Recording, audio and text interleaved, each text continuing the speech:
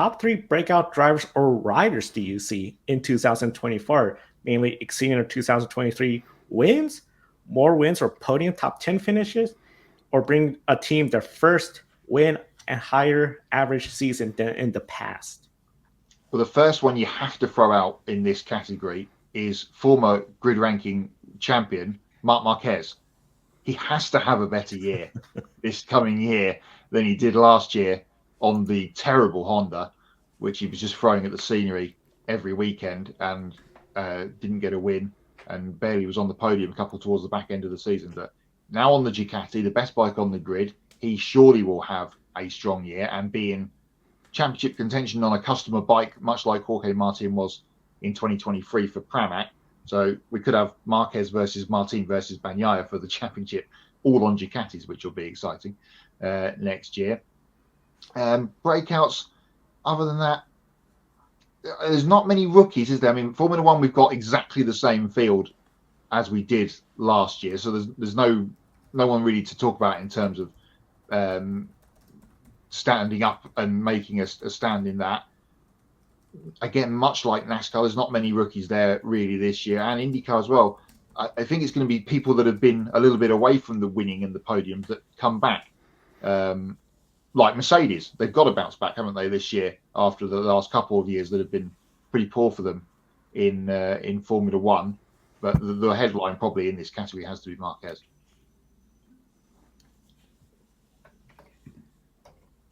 Yeah, I'll just go ahead and I'll put my chips on the table here. I know I just talked about how predictable Formula One's going to be.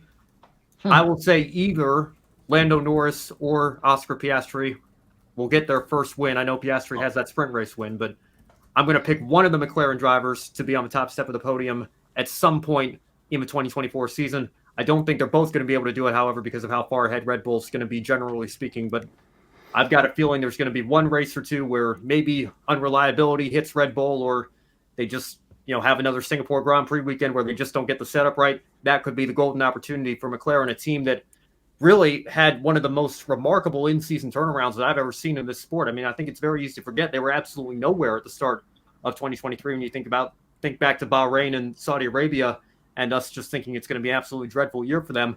And then we get to the end of the year and Oscar Piastri's winning a sprint race, and we're talking about him being one of the most dominant rookies since Lewis Hamilton was in the McLaren in 2007. And Lando Norris continuing to knock on the door of that first win. How many podiums is he up to now before he's got to stand on that top step at some point? I think they're going to be very motivated to go out and get a race victory, but I don't see them being able to do it for each of their drivers because, again, I think Red Bull is going to be that much far ahead, generally speaking, over the course of the season. Yeah, I agree with you on Oscar Piastri. That's one of my three here for breakout drivers this year because he really came on strong at the end of last year. And that's why I didn't really say F1 would be the most predictable. Like, sure, Verstappen's probably going to win like 95% of the races, don't get me wrong. But I think the rest of the field's going to be really interesting to see how that plays out. I think Oscar's going to be the one to really watch out there. And another one is Kyle Kirkwood in IndyCar. I know I also said Pelot's probably going to win a lot again, but Kyle Kirkwood, if he gets hot this season, he might be really hard to beat. I think he is one of the next big things in the series right now, and definitely one to watch. I think he's going to get a lot of F1 hype this year. That's another prediction I'll give out to you. I think a lot of the F1 hype for Andretti, you saw with Colton Herta, that's going to get shifted over to Kyle Kirkwood because Kyle Kirkwood is actually going to win races. And my last one here, we don't talk about Supercross here, but Jet Lawrence is moving up from the 250 series up to 450, which is like F2 to F1 or Xfinity to Cup. That guy just won, I believe, every single race in the 250 season last year. So he's going to break out this year in 450 and probably win the whole championship as a rookie. All right. And Ed, you got any breakouts? Okay, well, since I talked about everything pretty much apart from Formula E in my first answer, I think I might as well stick to what I'm good at. So there's three that instantly come to mind. They're going to have much better seasons than last season. I think the first, he started 2023 in probably the worst possible fashion. That's Robin Freins. Of course, snapped his hand in a pretty nasty crash on the first lap, literally the first race of the season in Mexico City, which, of course, is only in about, a week or so away, isn't it? The first race of the season, maybe less than that actually. But Robin Frijns, of course, was out for pretty much the first half of the season recovering from his hand injury. There's a great documentary out, I think, called Formula E Unplugged. I'm not sure if it's aired in the US yet, but we've got a couple of teasers. It's just started to come online at the moment in the UK, at least. And there's a pretty nasty clip of Robin Frijns recovering from this injury and sort of like talking to his physio, and he's like, well, this treatment we're doing for your hand, it's going to help it recover faster, but it's going to hurt. And it's like, oh, well, painkillers are going to help, right? but yeah, he's moved back to the team he left at the end of season 8, actually, which of course was Envision, who have just come off winning the team's championship in Formula E. So Robin Frijns, he's now teammate to Sebastian Buemi, of course, season 2 champion, took a few pole positions last year and got on the podium in London, I believe, just the one time. Oh, they did have another podium that was taken away due to technical infringements or whatever in Hyderabad, of course, which sadly Hyderabad not on the calendar. Looks like it may drop off, sadly, due to sort of local politics in the region, with the whole government being replaced. So the pro-FE faction of the government is completely departed, and it's apparently the signs aren't good, basically, to sum up that story. But anyway, to get back on topic, I think Robin Frijns is definitely going to be one of them. I think another candidate is going to be Oliver Rowland, who has left Mahindra middle of last season and moved to Nissan. Back to another driver rejoining a team he used to drive for many seasons. Oliver Rowland won a race, of course, with Nissan back in season 6. Of course, it was during the COVID pandemic year. It was in Berlin, I think.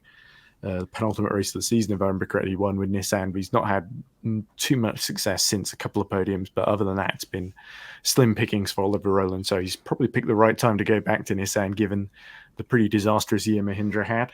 And we all hope, I think, to see Oliver Rowland back at his best, because seeing Oliver Rowland on a monster qualifying lap is a thing of beauty to watch. Final pick I would go for is maybe Norman Nato, who sort of moved from Nissan to make way for Oliver Rowland, to Andretti, who, of course, won the Drivers' Championship with Jake Dennis last year. And I think Norman Nato, another driver that's won one race to his name, also at Berlin, I think, in season 7, of course, for the final race of that season, just before Venturi sadly sacked him, then joined Nissan, got sacked from Nissan. So he's on his 4th new team, because he was also a reserve driver for Jaguar. So I think Norman will be very, very keen to make this work. And I think Andretti have picked a very, very solid number 2 driver to Jake Dennis. And I think Norman Nato is really going to have a chance to settle in and deliver. So yeah, Frijns, Rowland, and Nato are definitely going to a much better opportunity to score lots and lots of points, podiums and victories this season in Formula E. One person I'm looking at from the MotoGP world, Franco Morbidelli, he is going to be Jorge Martin's teammate in that fast Ducati. Struggled with Yamaha the last couple of years. I think he could break out, get some podiums, get some wins. That's going to be number 1. Over in IndyCar, I like the idea of Kyle Corkin. I'll really be interested to see if those F1 rumors will pop up, because we know, I think Andretti, F1, I anticipate maybe this is sort of, I guess, a prediction. 2024, they're going to announce they're in. That's going to be really surprising to many, but I think that's going to happen. And then supercars, I think Will Brown's going to have a breakout season with Triple Eight Racing. I think that's going to be huge. Talking about drivers, here's one from the chat. Lewis Hamilton will win in 2024. Any quick thoughts? Do you think this is going to happen? Yes or no, folks? I'd love to see it happen, but again, just where Mercedes has been as a team since the last round of changes here in 2022, I don't know that I could necessarily put money on it. If there's any driver that can do it, I think Lewis Hamilton is still a top 2 talent alongside Max Verstappen in Formula 1 today. So I don't doubt his driving ability. I don't think he's lost any of the speed that he has had throughout his 7 world championships and 100-plus race wins. But can he win again next year? That's going to be up to the team around him as well, just as much as it is the driver, to give him a car capable of standing on the top step of the podium once again. Yeah, I agree with you, Ben. I think he very nearly did it in Austin last year, didn't he? Before he got disqualified, of course, for the having the car run. He's had a couple of close calls for sure. Yeah. Yeah, I think if Verstappen retires from a race for whatever reason, then Lewis is in that definitely in that category, as long as Ferrari slip up as well, which is always a bit 50-50 these days. Remember what happened in Bahrain, the beginning of 22? when both the Red Bulls broke in the last 5 laps Mhm. of that race, and Lewis came through to a surprise podium because they were even more off the pace at the beginning of 22 than they were for all of last year. So I think he'll win. Quickly to your point before, Ben, about Lando, he now does hold the record for most podium finishes without a win. It's not a record you perhaps want to have, but he pinched it off Nick Heidfeld towards the end of last season. So he will definitely want to be snapping that one.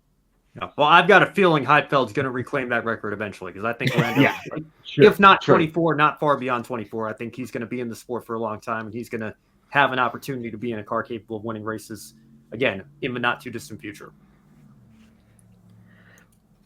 Wonderful. It's going to be really interesting to see. Also, Brad Keselowski returning to victory lane, first time since I agree. 2021. Totally agree.